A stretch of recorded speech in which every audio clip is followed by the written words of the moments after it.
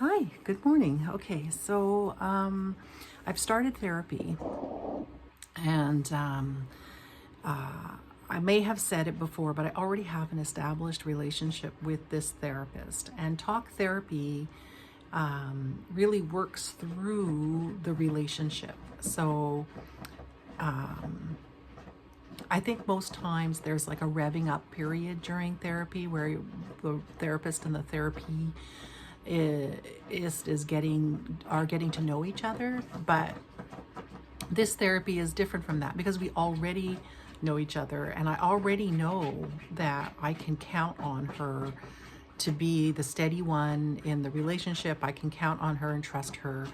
And I know that she's really listening, right? So all of the fears that I come to therapy with, well, not all of the fears, but a lot of them are already much, much less.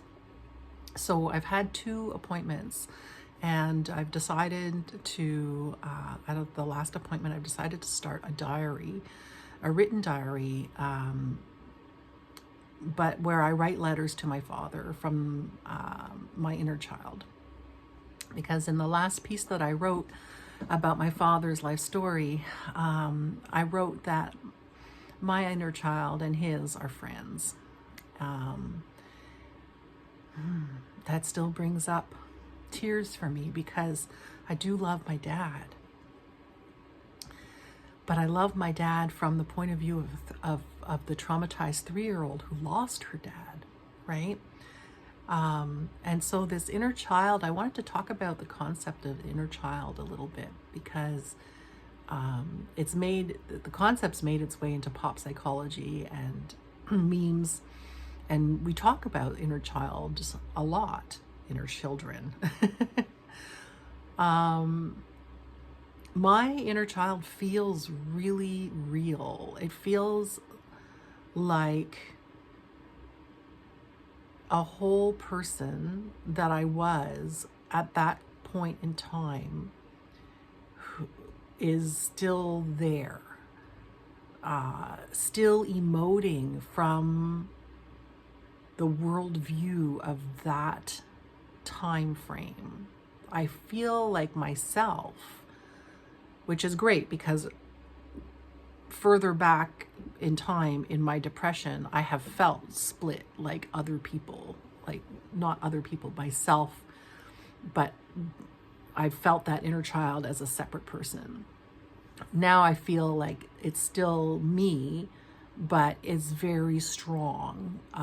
That inner child is really active, has a lot of feelings, doesn't know how to talk about them, and is emoting a lot. So I'm going to do this diary to let that child express herself and kind of get some of that backlog of feeling heard, you know, so like mothering myself in a way. And but by putting it on paper and not just in a video diary, right, but in on paper diary, maybe I can keep it contained to those pages and not spill out as much, you know, and not have the inner child constantly in the driver's seat of my meat suit, you know. It's especially difficult during the Christmas season, the lead up to Christmas. And I'll tell you, Christmas is like a traumatizing time for my dad. And it's because he had trauma around Christmas time. I have trauma around Christmas time. And so there's this sort of sense of desperate cheer where I'm trying to, or my inner child is trying to create a sense of belonging and a sense of family and a sense of magic and specialness. in order to feel all right, in order to feel okay, right? And I think a lot of us do this. I think that a lot of us have inner children that are unsatisfied in some ways, and that Christmas is a time where it's especially tough because Christmas is for children. And in unfunctioning families, it becomes especially discordant between what the child is experiencing and what they want to be experiencing, right? Now, in my present day actual family, where I am the real mom and I have actual children who are teenagers, but they're children, I'm doing the job of creating the Christmas magic. I am putting up the decorations, and I am planning to make cookies, although I'm so tired and I really don't want to, but it's part of our traditions, you know, so I'm going to do it. Where there's, my partner is in a choir, we're going to go to a Christmas concert that she's singing in.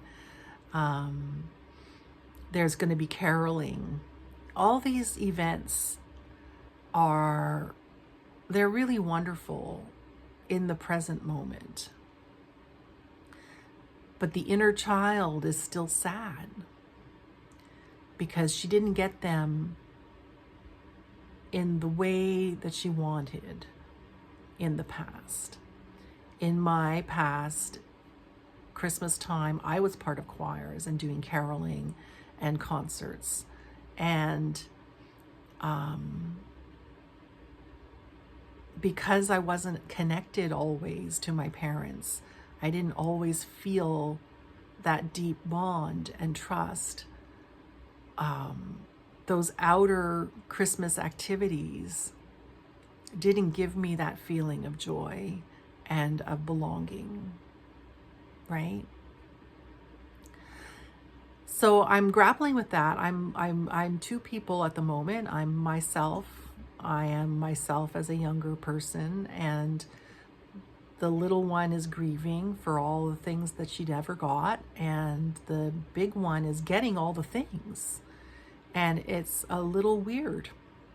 I feel mostly like everything is okay and there's no reason for my depression.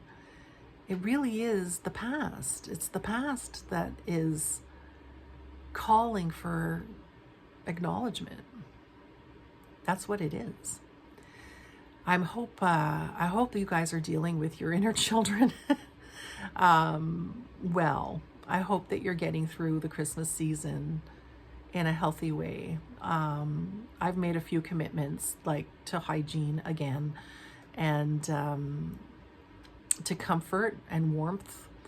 That's really important to me, to stay warm, to be comfortable in my clothing, and to be clean. So I've taken steps to make sure that I've got all that taken care of so that my inner child doesn't have a freak out, even though she might have a freak out anyway. All right. Merry Christmas, even though it's not Christmas yet. Happy solstice. That's actually what I celebrate. My kids don't know it, but I've got all pagan symbols everywhere. It's all Yule, Yule, solstice, solstice. Anyway, they'll figure it out eventually. Take care now. I love you all, and have a good day. Bye.